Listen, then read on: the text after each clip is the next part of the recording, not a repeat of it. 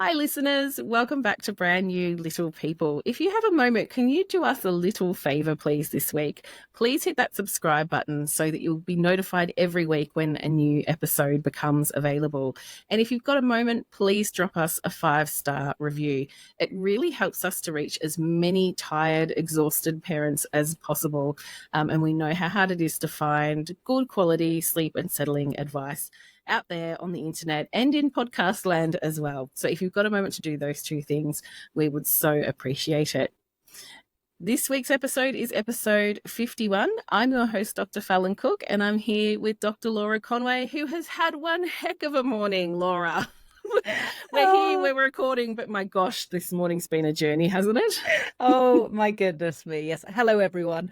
Yes, I have had a crazy morning getting the kids up and ready for school, getting into the car and the car refusing to start, flat battery.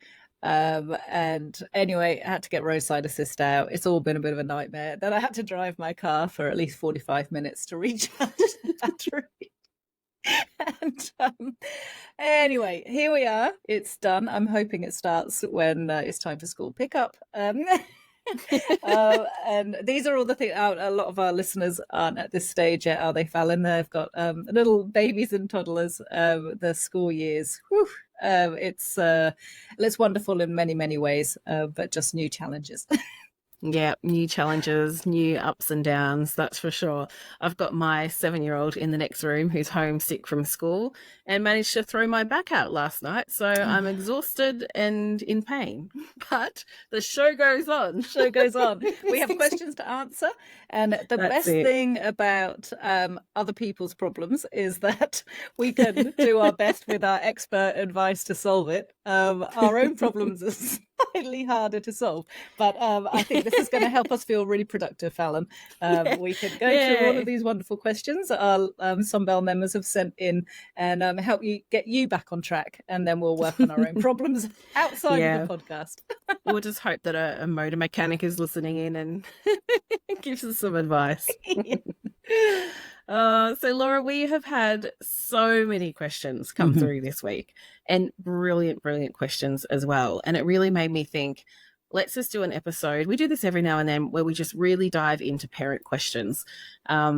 Because I think these questions are great. They span from tiny little newborn babies right through to the preschool years and touch on really common difficulties. So this episode will be a really good one. No matter how old your child is, it's going to give you something. And if you do have a really little baby, you're going to hear all sorts of things about sleep and settling as your baby grows and develops. So hopefully parents will like this kind of format where we just really dive into the questions.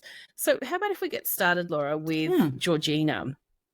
Georgina has a 5-month-old baby girl who feeds to sleep at night and has contact naps during the day.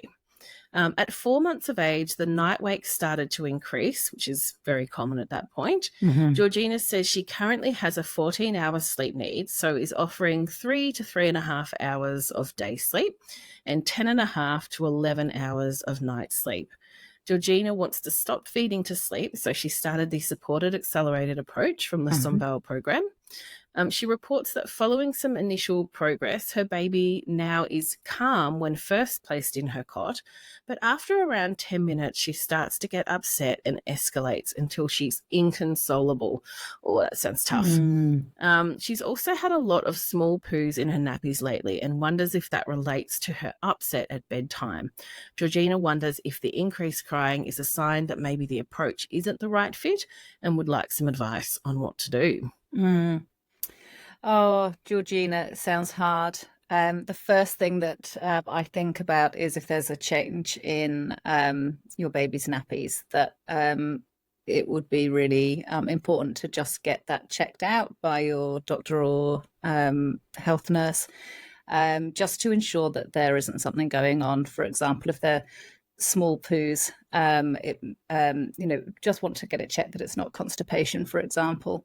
And because that we know that if a baby does have a sore tummy, then that does impact sleep. So I'd really recommend getting that checked out, and then you can address any gut issues that are going on for your little baby before getting back on track with the settling. The other thing I would be thinking about is that I think it's wonderful, Georgina, that you're able to get her, be able to put your baby down in the cot and she's really calm going into the cot. The fact that she's getting frustrated after about 10 minutes is just suggesting to me that she might be getting a bit frustrated. She's going in calm but can't get herself off to sleep. So I'd probably suggest double checking her sleep needs. And just check the new charts that we have as well in Sombelle, which we only put out a couple of weeks ago. So it sounds like you joined a little while ago, so you might not have seen those yet. And just have a look to see whether you need to make any tweaks to the daily rhythm. For example, if it's always taking 10 minutes or a bit longer, 15 minutes for your baby to go to sleep, and she's getting frustrated, you might just try moving bedtime 15 minutes later before you start putting her down to sleep, and then her sleep pressure might be nice and high, and she might not get so frustrated at bedtime. Do you have anything else, Fallon? It's great advice you've given, Laura, because so often often parents say, well, I think the daily rhythm's, good enough, it seems okay. But if it is just out by 15 minutes or so, like even just that small window, it's going to mean 15 minutes of a really cranky baby potentially. Yes. So it's definitely worth keeping a really close eye on their total sleep needs, especially since sleep needs can suddenly drop a little bit. So often parents will suddenly say, oh, settling was okay, and now it's really not. And there just needs to be that little tweak made to the rhythm. So yeah, check out the daily rhythm charts in the unique sleep needs chapter for that one. But Georgina, you're doing a great job and you're on the right track. So hopefully that comes together, and do let us know how you go or if you've got further questions. So our next question is from Sarah. So Sarah wrote in and she says, thanks so much for the Sombelle course. It's really helped our 1-year-old sleep. That's a pleasure, Sarah. She says, I have a question. Is it normal for things to improve and then worsen again? Prior to doing Sombelle, he was waking every 2 to 4 hours and feeding. He couldn't go to sleep without feeding to sleep or being rocked. We did the accelerated settling approach and he started going to sleep in his cot, which he's never done. Oh, that's wonderful. Well done. Well done, Sarah. And Sarah writes that almost immediately he dropped to one wake at around 3 a.m. for a quick feed. However, now, about 5 weeks later, he started waking up more frequently and just wants to feed. He absolutely screams if he doesn't get milk.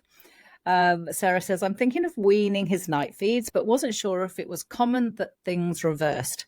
He's also started fighting going down again in his cot at the start of the night. Oh, what do you reckon, Fallon? Yeah, look, I would say it's definitely weaning night feeds needs to be part of the equation. So often as they get older, they get a little bit clever. So sometimes if there's been one night feed, they're like, yeah, this is great. And then one night they wake up an extra time and they think, well, I want another one. Why can't I have another one? And, by 1 year of age, they've really learned that if I get really, really cranky and upset, mum's probably going to offer an extra feed or dad's going to offer an extra feed. So often it's just there's a little bit of learning going on there, and that can cause the night feeds to suddenly get really out of hand. And to answer Sarah's question, yeah, it is absolutely normal. We see sleep go really well and then it starts to fall apart, and it can be because, they're wanting to feed more or their sleep needs have dropped. There could be something a bit off, could be illness, could be teething. So it is really common to face these things. Always turn back to Sombelle when this happens because you've got all the resources in there you need to get back on track. So, yes, I think reducing night feeds is a good idea.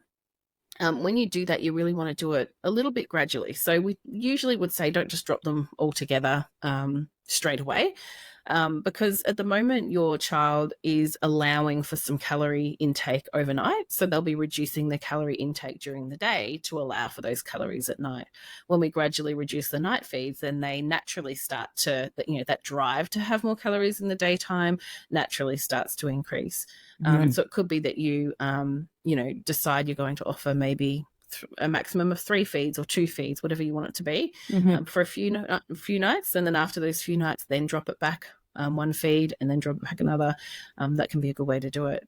But in hearing this question, Laura, one of the things I thought, which I probably sound a bit like a broken record on this one, but I think definitely check sleep pressure. It Mm, could be that, sleep pressure is just that little lower overnight. And then often when they wake, they're a bit more wakeful and they're lying there mm, thinking, what would I like right now? Often a feed is appreciated. And sometimes the feed, the warmness, the closeness, the full tummy can make them a little bit more tired and help them get back to sleep again. So check how much sleep he's averaging. Make sure that sleep pressure is nice and high. You could have a look at some of the daily rhythm charts that we've added to Sombelle. They could be mm, helpful for establishing that rhythm. And then I'd work on dropping those night feeds, and just using that one approach as you have been doing. mm. I went down all the garden paths with that answer, Laura. Is there anything I've missed, or have I just confused everybody who's No, listening? not at all. I think it's all good advice. Sarah, your baby is now 1. We know that from around 1 year, so like 12 months of age, babies can begin to drop down to just 1 nap. So that would be one thing to think about if he's having 2 naps at the moment, and they're 2 long naps. You might want to look at shortening one of them so he has 1 long nap and 1 short nap, or just moving to 1 nap altogether. That can be a way to get that sleep pressure nice and high at the start of the night. And yeah, I think then once you have got that sleep pressure right and you've weaned off the night feeds, then going back to using that accelerated settling approach like you did before would be a really good idea. You've used it before. He knows what's going on. And when you use it when sleep pressure is nice and high, he's likely to go, oh yeah, right, this is we're back to doing this again, Yes. and now I'm ready to go to sleep. And he won't fight it as much as he currently is from what you're describing. So yeah, good luck, Sarah. I think you're going to get back on top of things quite quickly. And just don't panic. And for all of our listeners, if you have tried and you've improved your baby or toddler's sleep, and then it suddenly has worsened, don't panic. Sleep, we often say sleep isn't linear, it goes up and down. Just like as adults, our sleep isn't identical every night of the week. Always make sure that before you make any big changes, that any change, any word deterioration in the sleep kind of persists for around about a week, just to rule out that it's not because your little one's coming down with a bug, or has teeth coming through, or something else big is happening in their life, which is just throwing a spanner in the works. So always just give it a little bit of time just to see if the dust will settle and you can continue using the current daily rhythm that you have. But if it's not improving, then don't worry. Reassess the sleep needs, and once you've done that and made some adjustments to the schedule, then get back in with using that one consistent settling approach again, and you'll get back on track once again. Yeah, absolutely. I think so often as parents, we want sleep to be a case of set and forget. Like, I'll fix this problem and then they're just going to be fine. And look, sometimes they are, but so often they're not. There are these ups and downs that are going to happen. It doesn't mean that necessarily the approach is entirely wrong, or often it's just that children are growing and they're naturally changing, and we just have to Yes. kind of keep an eye on things, and every now and then we've got to straighten up the schedule a bit or change Yeah. things a little bit just to keep them on track. So yeah, if things go sour, don't panic. You'll be able to get things back on track again.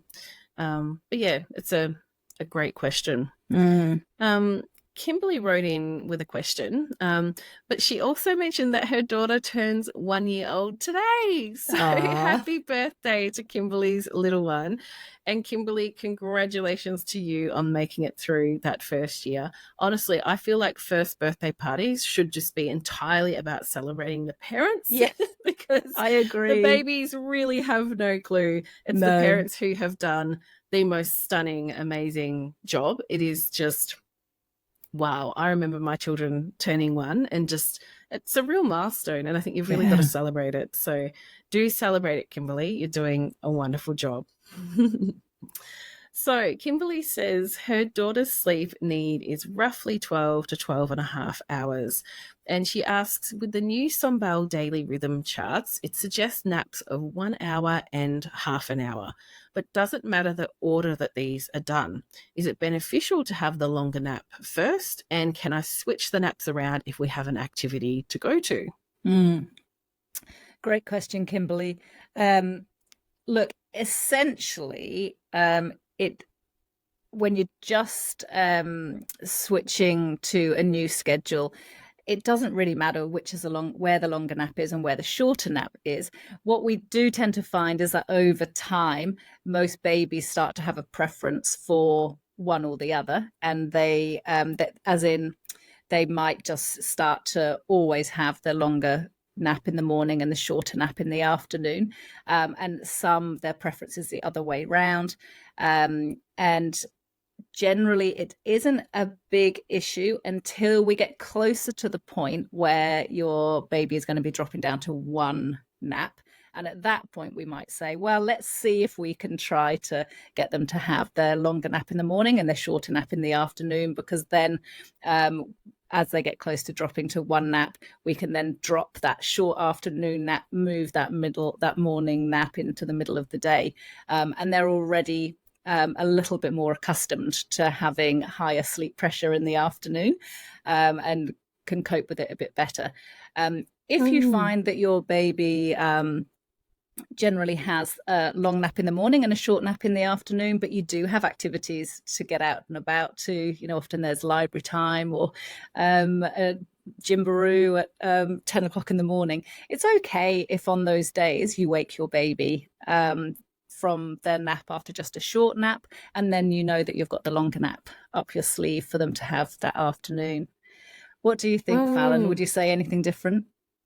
It's so interesting hearing you talk about that switch to one nap, because I've never even really thought about it in that way. But yeah, it's a really good point. Look, I just tend to say if they're having 3 or more naps, don't have the longest nap at the end of the day. That typically doesn't work.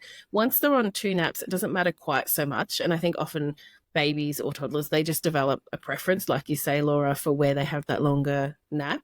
But I would still say, even if they're having the longer nap in the afternoon and that's their preference and they're enjoying it and it's all good, if their nights are challenging or if bedtime is difficult, that's when I'd say maybe try and flip it around if you can. Yeah. We don't always get a say. You might just find that all you can get are 2 short naps because you just can't get the long nap happening in the morning. Mm-hmm. And that might just be how it needs to be from that point if the bedtime settles tricky. But yeah, so look, we've gone down a few garden paths there again, Kimberly, but I think the short answer is on the days when you've got an activity, it's totally fine to wake them early. Maybe they'll sleep on the way to that activity. And if they need a longer nap in the afternoon, let them have it. That should be fine. Great. All right. So our next question is from Tara. So Tara has some questions about the quick fade approach. So her baby is 7 months old. She was patting and shushing him to sleep in her arms and then placing him in his cot, but is now aiming to pat and shush in the cot until he sleeps. That's great, Tara. It sounds like you're progressing through the steps for the quick fade approach. He's now crying when placed in his cot and has started waking frequently. Some settles take 2 hours. Wow. And picking him up for a cuddle isn't calming him. Oh gosh, Tara, that sounds hard. Tara describes that he constantly moves around his cot, which makes it hard to pat him. Look, I think we should probably just pause there, Fallon, and just before we go into Tara's questions, just to discuss some of those details that Tara's given us. Now, what jumps out at me is that Tara's describing that it's taking sometimes 2 hours to settle her baby to sleep. And when I read that from a parent, I really feel for them, because it's telling me that Tara is so invested in helping her baby get all of the sleep that he needs, that she is struggling sometimes for a very, very long period of time to help support him to go to sleep. Now, what it tells me when it's taking a child that long to go to sleep is that there is a sleep pressure issue going on, and low sleep pressure at the point that you're trying to settle him to sleep, Tara, is likely to be a really big factor in why it's taking him so long to go to sleep. Yeah, absolutely. Yeah. I agree, Laura. I think given that you're there to offer that support, that hands-on support, even with that support, he's still not settling. Yeah, if sleep pressure was really high, he would maybe fuss a bit for a while because he's like, what are you doing? I'd much rather be in your arms. But Yeah. then we'd expect him to settle pretty quickly because that Mm, drive to sleep is getting stronger and stronger.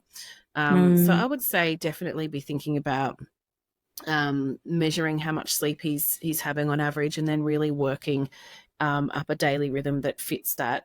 I also think too, Laura, when they're old enough that they're moving around the cot a lot and you're mhm. trying to pat them to sleep and they're like, you're patting up and down and all around. You're chasing them It, around. yeah, Yeah. it's, oh God, it's just so stressful for parents. Yeah. It just might not be the right fit. It Yeah. really, that approach, the quick fade, if they're not going to lie still, it can be pretty hard to make progress because Yeah. they're just going to keep moving. Some parents will say, oh, if they crawl out from under my hand, I just keep patting the cot while they're crawling around. I mean, you could try that. Hmm. But I'd be inclined to maybe have a read through the steps for the supported accelerated approach, which is Hmm. where you're staying present, but you're patting more intermittently. Yeah. And that can mean that every now and then you lay them down, quickly do your pats, and then you wait a few moments. And that can often be easier for the ones who like to travel around the cot. So, Yeah. yeah, do have a think about whether that could be a better option. But I Mm. know Tara's got some questions about the quick fade approach. So I think we still go ahead and answer those if she decides to go ahead with the quick Mm. fade. And it might help other parents who are also doing that approach as well. All right. So, Tara wonders if after cuddling her baby for a couple of minutes, he's still upset. Should she put him back down and continue with the patting, or should she cuddle him until he's calm? What do you reckon, Mm. Fallon? Yeah, it's a fantastic question. It's a really common one we get as well. Mm. Look, I would say if your aim is for him to fall asleep in the cot, it's obviously what you're aiming to do. Even if he's still a bit cranky with you and you're cuddling him, I would get him back in the cot and persist with the hands-on support. Hmm. He might get mad about it and he might protest a lot, but we know that he's not scared or frightened. You're still there with him. You're Hmm. still patting. You're right beside him. But it's just that sometimes, especially older babies, they start to realize, well, when I get picked up for a cuddle, as long as I keep crying, I'll never get put back down again. Yes. Yeah. And then there goes that escalation in crying that just absolutely takes off. And it can just be so challenging to cope Yeah. with as parents. And then, yeah, obviously very unhappy babies as well. So Mm. I would say, limit the cuddle to maybe a couple of minutes and then pop him back down and keep patting. That's what I tend Yeah. to do. Yeah. Otherwise, we end up seeing families who are doing it. First of all, it's a 2 minute cuddle, and then it's a 3 minute, and then it's a 5 minute, and then it's 10 minutes, and then it's 15 minutes, and then the baby's falling asleep in mum or dad's arms again. So it's really Yes. hard to keep making that progress.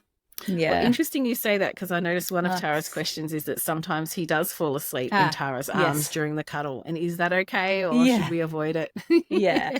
So definitely, since you are working on cot settling and you want him to be able to go to sleep in the cot, then that is something that you want to avoid. So when you pick him up for a cuddle, you're only wanting to cuddle him for, let's say it's 2 minutes maximum. But if he's starting to be very calm in your arms during that cuddle and to such an extent that he's falling asleep, then you don't have to hold him in your arms for that whole 2 minutes. It would, you just Yeah. hold him for a few seconds, and the cuddle might get shorter and shorter each time you pick him up, and so that you're always aiming to pop him back down into the cot so that he's lying on the mattress as he goes off to sleep rather than being in your arms. Now she's also asked a related question, which is, if when she's patting her baby, he's not crying at the end of the 10 minutes, she's asked, should she pick him up for a cuddle or keep patting him until he's asleep? It's really important to just keep patting him, because the reason we put those cuddles in every 10 minutes or whichever interval you're using is so that you can give him that physical reassurance and that lovely close contact, and you're okay, I'm okay, everything's all right, and then we carry on with the patting. If he's actually just calming in his cot with the patting, at the end of that patting period, if he's very calm, he's not crying, you just keep on going. Yeah, absolutely. Yeah. So you just pat him all the way off to sleep, and then it's at that point when Tara, your baby, is going to sleep with the patting alone and not needing to have those cuddles every so often, that's when you can move on to the next step, which is weaning off the patting. Because the ultimate aim is for your baby to go to sleep whilst your hands are off him. So we just go very, very slowly to get there. And it's really important that we just keep making the progress. Yeah, I think that's really good advice. I noticed Tara also asked about whether her and her partner should take turns with the settling. It seems like he only wants Tara to settle him, but should they sort of start to share it now or later? I don't know about you. I think it so depends on the family, doesn't it? Like sometimes when the partner comes in and does it, we're all surprised that actually the baby settles much faster for this other parent, and then that's easier for them to do a lot more of the settling. But it can vary. What do you tend to say to parents, Laura? Yeah, it really depends on the family. If what's happening is that, say, Tara's partner goes in and gives it a red hot go for 10, 15, 20 minutes to settle the baby, and the baby becomes more and more escalated, and then Tara comes in and takes over, what can then end up happening is that the baby learns, oh, right, okay, this is what I need to do, and I need to cry for 10, 15, 20 minutes before mum comes in. And that is not what we want to be teaching a baby, that they have to cry and really escalate their behavior in order to get the cuddles from the other parent. So if you are going to share the settling, and it's absolutely fine to do it, of course, if you've got a partner, they're also the parent of the child, so it makes sense to share the responsibility for helping and supporting the sleep of the baby. It's really important that whoever is doing the settling just keeps going until the baby is asleep. If you're not going to be doing tag teaming, and with something like the quick fade approach, it doesn't really lean towards tag teaming within the settling. Whereas, I mean, you could, I suppose, do one of you do 10 minutes and a 2-minute cuddle, and then the other one come in and do 10 minutes of patting and a 2-minute cuddle. But I think it might be a little bit confusing. I tend to suggest with these approaches that one parent sticks with it until the baby is asleep, and then you can, when the baby wakes up again, the other parent can go in and do the settling. But it's kind of horses for courses. If you just think dad, for example, is only at home at bedtime one day a week, and all the other times it's mum, then just mum take the lead on it, rather than bringing in a different parent just one night out of 7. Yeah, look, I think I've probably just gone all the way around the houses again with that answer, Fallon. We'll just give parents all the different options. And I noticed Tara also wanted to know at what point should she seek further support. And I think that's another one without an exact sort of clear answer. I think at any point, if you are really unsure, you just want to have a chat to get all your ideas straightened out in your head, of course you can just book in for a coaching call. We're not going to knock you back and say, no, you haven't done this for long enough. You can book in whenever you like, because sometimes parents just really need that chat to get the confidence and a clear plan in place to take things forward. But I would say, Tara, have a think about how we've answered this question. Maybe it is worth trying a different approach. Have a think about the daily rhythm as well. And have a think about what you'd like to do going forward. Maybe try out something new for a week and see how things go. And if you need support, of course, we're always here for that. We also have a question that came in from Laura, but we have a couple of Lauras this week. Well, we've got 3 really, haven't we, if we include you? But this Laura wrote in for advice for her 16-month-old toddler. She says they used Sombelle when she was 10 months old and helped wean off night feeds. She had some minor relapses and they used Sombelle to get her sleep back on track each time. Brilliant. Well done. So Laura says, whilst she no longer wakes overnight, she does wake extremely early in the morning at around 4 to 4:40 a.m. Ouch. Yeah, that's ouch. not great. Yeah. Laura says, we've tried many things to tweak this, including not bringing her into the bed to feed her in the mornings and changing her nap times around as well. But mostly she is up and ready to go for the day at this time. We have calculated her sleep needs to be between 9 and 9.5 hours, which is very low. It is really low. Yeah, Laura says she has approximately 7.5 hours overnight and 1.5 hours during the day. Her nap is from 11:30 a.m. to 1 p.m. and her bedtime is around about 7:15 to 7:30. Laura says, we acknowledge that we are putting her down too early in the evening. But here's the catch. Oh, this is common to so many families, Laura. Yeah. She says her older sister is 3 and has an overnight sleep requirement of 12 to 13 hours. So that's a higher sleep need. If we allow the 16-month-old to stay up until 9 or 9:30, her older sister will not want to go to bed. We're both working parents that need to get out the door early in the morning, so allowing our 3-year-old to sleep later the next day is not an option. That's a really tough situation when you've got 2 children with very different sleep needs. And I know from my own personal experience, the older children definitely do not like it when younger siblings stay up later than them. It's a really tough situation. Yeah. What do you think they should start with, Laura? What are your first thoughts? My first thoughts are to reduce the length of the nap for the 16-month-old toddler. So given that she's having an hour and a half during the day, she's probably got sleep cycles of around about 45 minutes. So I would be trimming that nap to 45 minutes maximum. And then that gives a little bit more, 8 hours overnight. And when you have a toddler with such a low sleep needs, and I just want to acknowledge that that is a very low sleep need toddler. Of course, they're out there. Someone has to be out there, just like somebody's got to be right at the tail end of the weight scale, the weight bell-shaped curve and the height bell-shaped curve. Someone's got to be there. So Laura's toddler is there. Trimming the nap would be my first suggestion so that we can claw back an extra half hour for overnight sleep. My next piece of advice would be that there really is no other way to get a longer sleep in the morning apart from putting your toddler to bed later.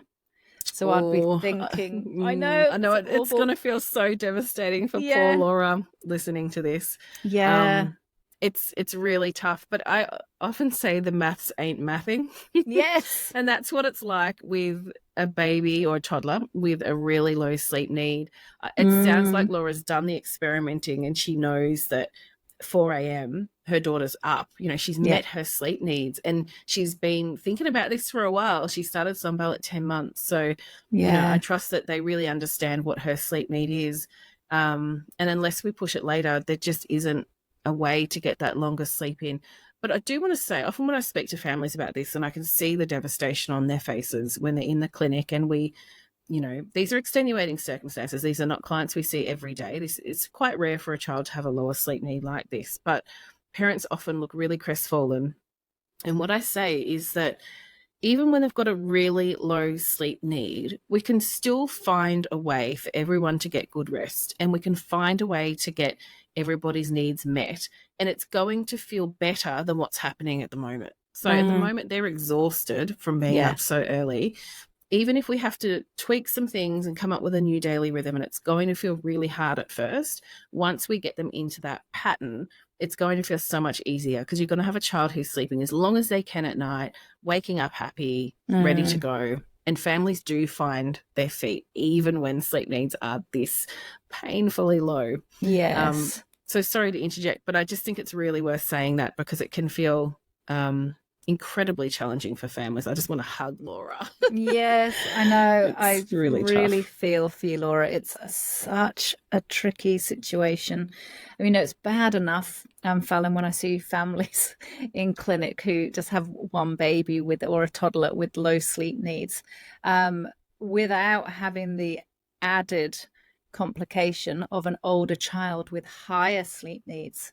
And Mm, that and my heart goes out to you, Laura. It's a really tricky situation that you're in, managing mm, the low sleep needs of your toddler, the higher sleep needs of your older child, who's only 3, so you're still only just out of yeah. toddlerhood herself.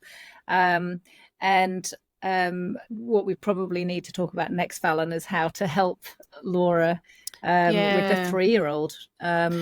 Yeah, do you Yeah, have I any thoughts agree. about that? Well, look, first of all, I would say I would probably be aiming for, 45-minute nap, like you've suggested, Laura. Mm. And then I think probably the bedtime and wake up time that might work best for this family would be something like a 9 p.m. bedtime and a 6 a.m. wake up. So Mm. actually aiming for just under 10 hours of sleep. But that's a good place to start. We Mm-hmm. can see how that's going. And in a couple of weeks' time, if she's just absolutely unable to make 9 3/4 hours total day sleep, then we can look at trimming the schedule further if we need to. Mm-hmm. But I would start with something like that. Yeah. So then, in terms of how do you do that with a 3-year-old, it is really tough, but I feel like it's going to be necessary for everyone to get better rest. Mm. What I would be thinking about is it could be there's so many ways we can do this, and often it does require a bit of logistical planning in appointments.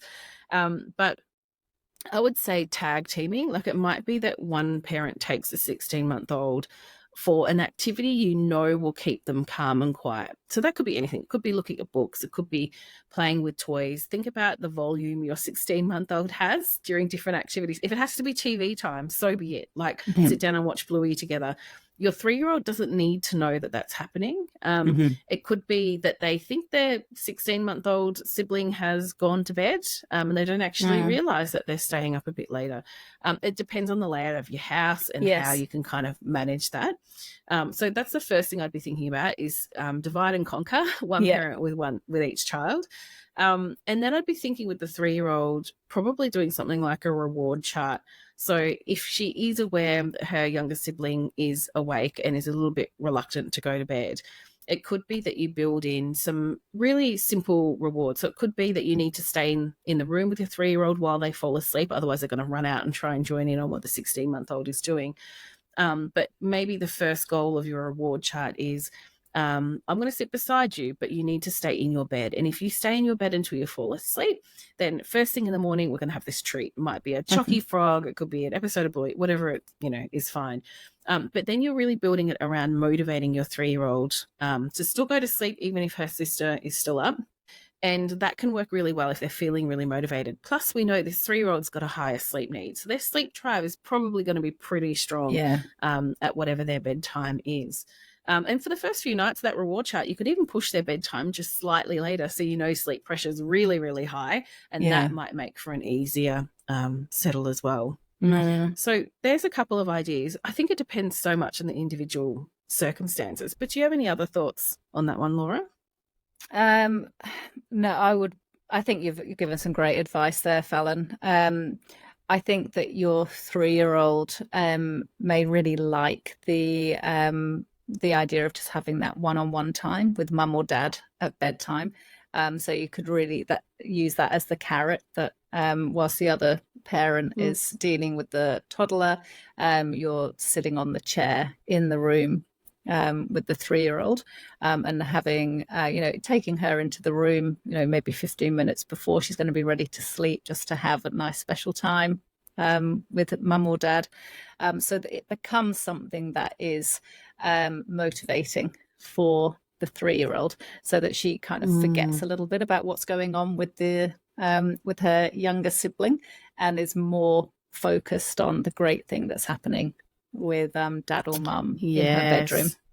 Yeah, so they're Yeah. a little bit distracted about something new and nice that you've Mm, planned, and aren't noticing that actually Dad's taken the 16-month-old and they're watching Bluey, in the next room very, yeah. very quietly. Yeah, it just takes a little bit of strategizing, but look, it's well worth working on. If you're really stuck, Laura, of course, we can always have a bit of a chat if you need it. Yeah. But maybe give some of those ideas a try, and we do Mm, hope it comes together for you. So let us know how things are going. yeah. Mm. All right. We got an email from another Kim. We need to have a little chart, Fallon, of people's names who've joined Sombelle. Yes, it's all Kim's and Laura's Kim's this and week. Laura's, yes. So Kim wrote in to ask for advice on her toddler who turns 3 in July, so quite soon. Most nights of the week, he wakes and screams or cries out 1 to 2 times. Sometimes it's a quick cry and he goes back to sleep before we go in. Other times he cries for longer or gets out of bed. So we give him a cuddle and put him back to bed. He falls asleep in bed on his own at the start of the night, and he has a consistent bedtime of around 7:30 p.m. and no longer has a day nap. What should we do to support him when he does wake? And is there anything else we can do so that he doesn't wake and scream? Oh, they have the added complication of they have a 10-month-old baby who's in the Mm, room with them. And they really want the 2 children to be able to share a room eventually. But they can't at the moment, whilst the 3-year-old or nearly 3-year-old is still waking up and crying out in the night. Oh mm, gosh, all these tricky situations. Gosh, my heart goes yeah. out to all these families across Australia who Oh, are it's just so doing a hard. juggle. Yeah, Juggling a baby and a toddler, I remember it very well. yeah, yeah. um, Look, first of all, I would say with your 3-year-old, I love that you're waiting. It sounds like you're waiting. So sometimes he'll just let out a bit of a squawk and then go back to sleep. And that's Hmm. really common. He's actually probably not fully awake. He's probably Hmm. in the very light stages of sleep. And Hmm. sometimes children are very noisy at that time. So it's perfect to be waiting a few minutes, I'd say 5 minutes or so. Or some parents even wait 10 minutes. Just listen to those sounds and see if he can put himself back to sleep. Then for the ones where it doesn't work, so maybe he gets out of bed, or he's crying a lot, so you go into him.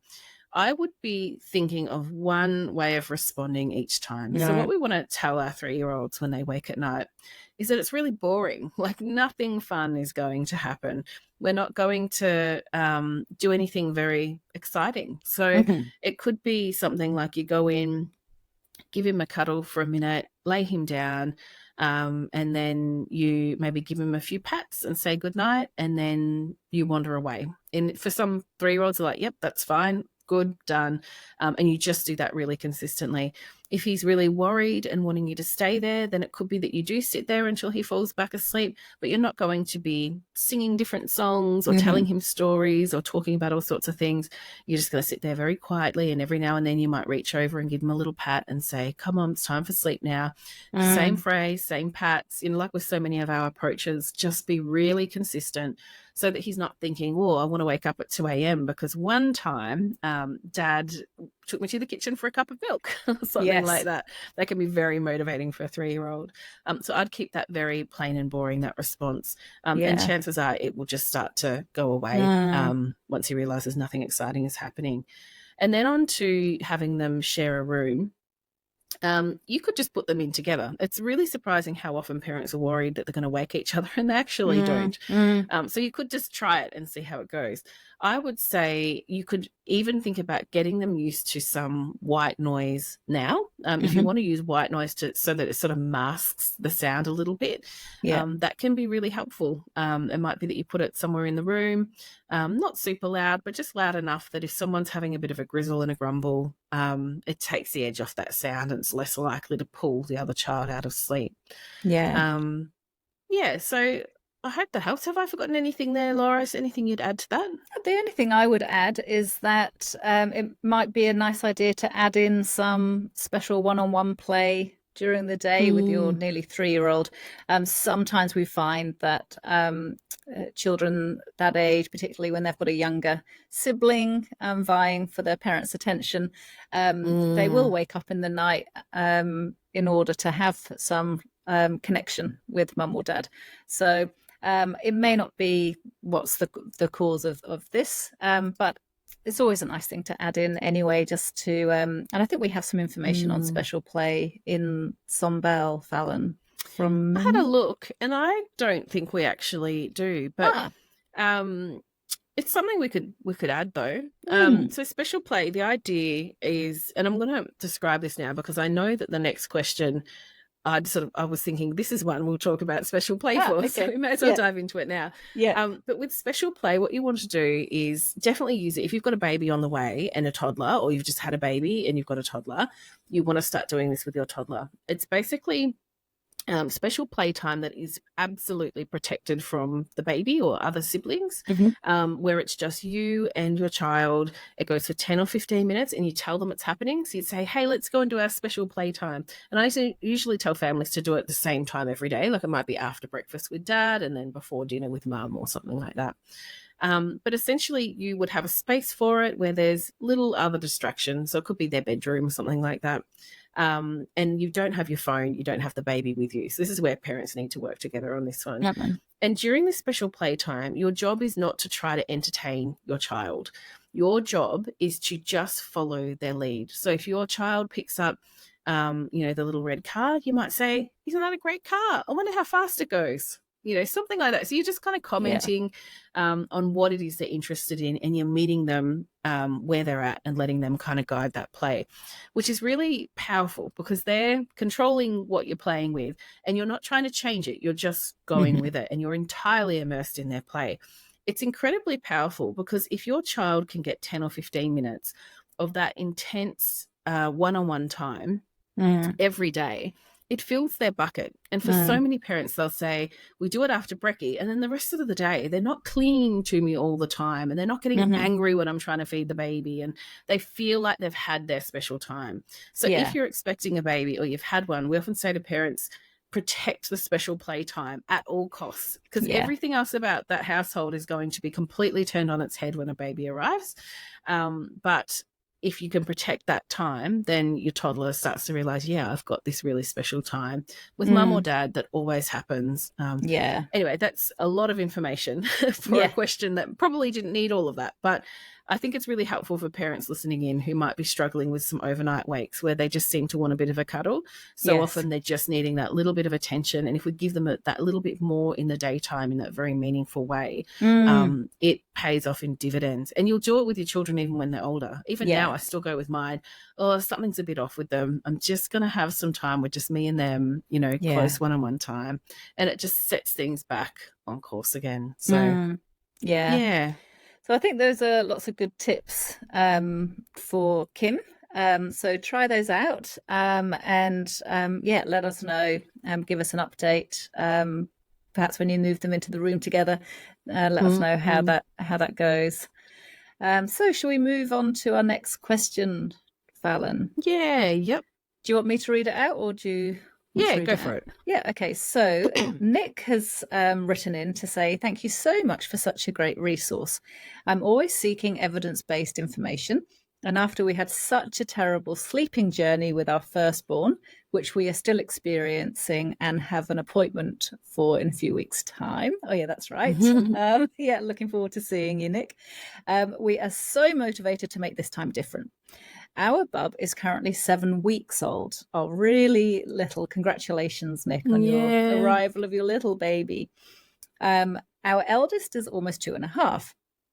Our eldest is struggling to adapt to having a sibling.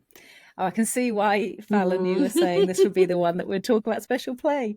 And subsequently has become demanding of our time and is making settling for our newborn very hard. Nick says, I am breastfeeding and we have been feeding, walking or rocking to sleep. We have been mostly doing a feed, change, play and sleep rhythm during the day, sometimes needing a feed before sleep, especially in the afternoons and obviously overnight. Baby sleeps in the cot overnight and has 2 to 3 wakes between 8 o'clock at night and 7 in the morning. And the baby also has between 5 and 6 naps a day. That all sounds very normal for a 7-week-old, Nick. Since joining Sombelle a week ago, during the day we've been trying to settle her in the cot with pats and shushing, mostly for her first 2 naps, but we do end up with 1 to 2 contact naps during the day, either in the pram, carrier, or our arms, just for convenience with our toddler being out and about or getting dinner ready, etc. Often we also choose to opt for a contact nap, as baby will usually link cycles and sleep longer. So far, she links cycles overnight, and we've had 1 or 2 successes in the day. She tends to be very vocal, crying a lot when she is awake, which is making caring for our toddler harder too. We are rocking or cuddling during unsettled awake periods. Sometimes this leads to a contact nap and is why we like to use the carrier. We are also avoiding cot settling when our toddler is home from daycare to prioritise spending time with her, as her behaviour and sleep is worsening with the new bub. Oh, goodness. Yeah, gosh, you've got a lot on, Nick. Yeah, it's interesting hearing Nick say that, because it might actually be the case that when the baby is able to settle in their cot more easily, then when your toddler's home from daycare, you end up with more time of just you and your toddler. Yes. And that can make a difference. I think a lot of toddlers are like, oh, that baby, they're still here. I don't know when they're going home again, but they're still here and they're strapped to mum, or they're always there. So it could actually help. I think, keeping on working on the cot settling, because when you get to that point where you can put the baby down and they can put themselves off to sleep, then your toddler's going to feel like they've got you back again, which can really help. Yeah. So Nick says, I've completed a 7-day diary and Bub sleeps about 16 hours a day. We consistently wake at 6:30 to 7 a.m. So my questions about our naps are, first of all, is it okay to be working on cot settling this early with a flexible daily flow? Yes, definitely. When they're this little, they can get used to falling asleep anywhere. So the more you practice settling in the cot, the less worried your baby will be about it. It'll just start to be a really normal place to fall asleep. So yeah, it's totally fine to start to practice that now. Will having a few contact naps or naps in carriers, etc., cause confusion or decrease our success in the cot? This is our last baby and I do want to enjoy some of those newborn snuggles. Of course you do. Of course. They're the best kind of snuggles.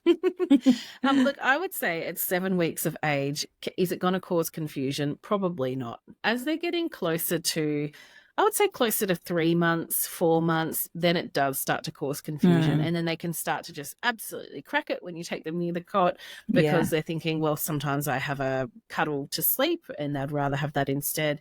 At this early age, it's totally fine to just give them some experience of falling asleep in their cot. It doesn't have to be every single settle, but just having some in there, like the 2 that you talk about. If you did those every day, that's brilliant. It means that they're going to always be comfortable settling there.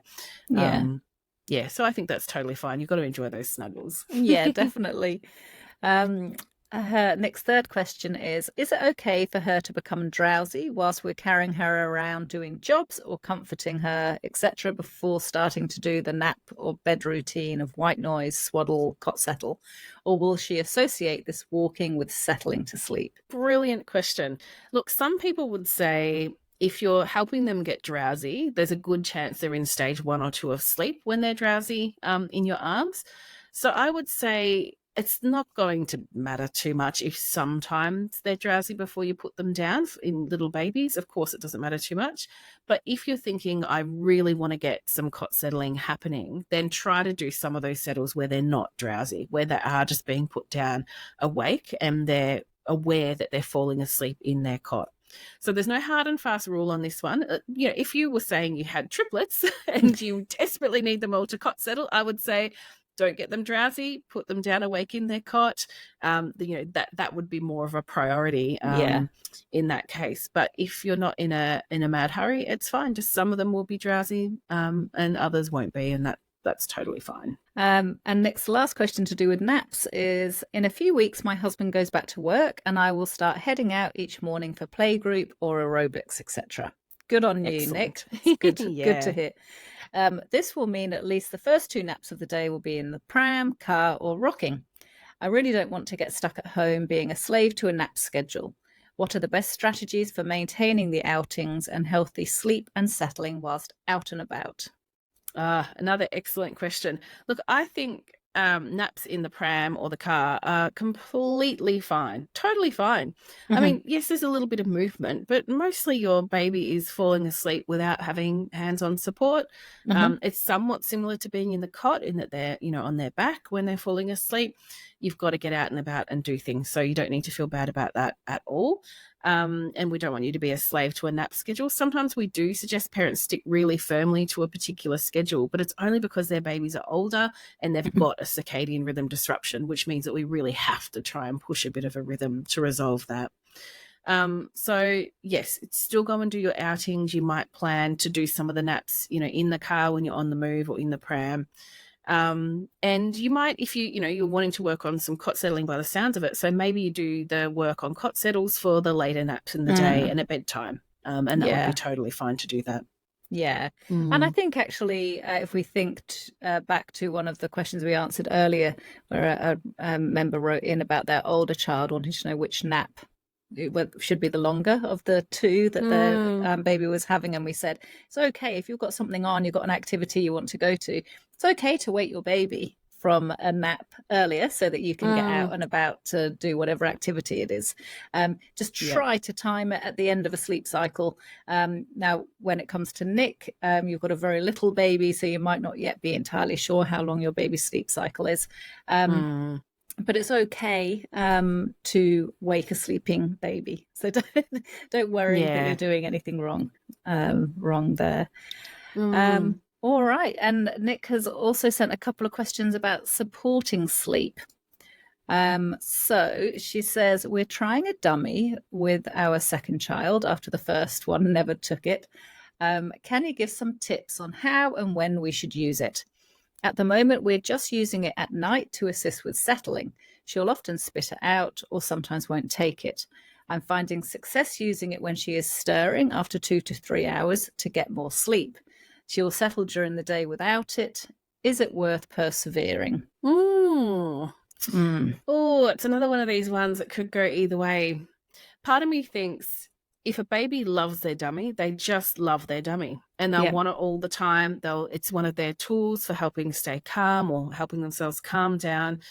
So on the one hand, I'm thinking, well, they don't really love it. Maybe you just don't bother with it and then they never have a dummy and they just learn other ways of settling off to sleep. So that's totally an option. But I love that it's helping you get a little bit more sleep at times as well. So it could just be that maybe you just keep it for sleep. And maybe it's going to be a great help when you do, maybe in a couple of months, you think, okay, we're going to do all the settles in the cot now, my baby's ready for it. And having that dummy might make that a whole lot easier because it's a sleep association they're taking from falling asleep in your arms to then still having it in the cot. So I'm sorry, Nick, I'm not giving you like a yes, do this type answer. I think weigh up the pros and the cons. Either option is totally fine to do. They each have their own sort of pros and cons associated with them. Yeah, and we do have episodes where we talk about dummies in more detail. So have a check out of the back catalogue, and there's also the sections on dummy use in Sombelle too. Nick's final question is regarding swaddling and wraps. So her baby currently thrashes, grunts, and eventually gets her hands out, which then disturbs her sleep. Or this may well feed into whether you continue with the dummy, because if she's going to be knocking her dummy out, that might be something that since she doesn't love it, you might just say, well, do you know what? We'll just say goodbye to the dummy now. Now she says, this is mostly overnight after about 2 hours of sleep. Would you suggest an arms up swaddling bag instead, or is it likely something else is bothering her, such as wind and hunger, that's causing her to move around?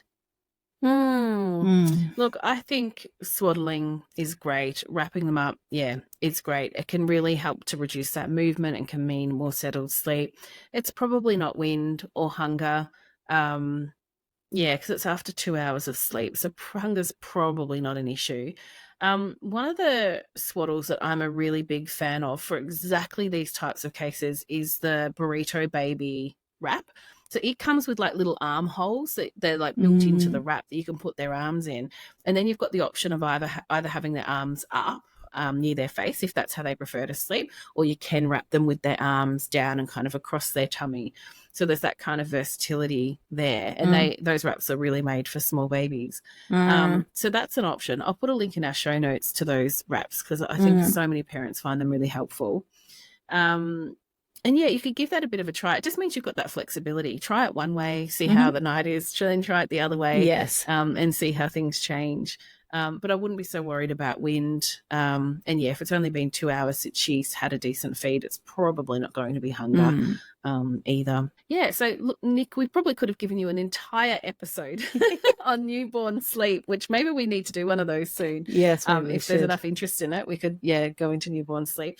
And if you are listening to this episode the day it comes out, tomorrow, which is Tuesday, the 21st of May, I'm doing the newborn sleep webinar for the Raising Children's Network. So it's entirely free. It's a webinar that goes for an hour where I'll be talking all about newborn sleep, and there's some strategies and stuff that we talk about in that webinar as well.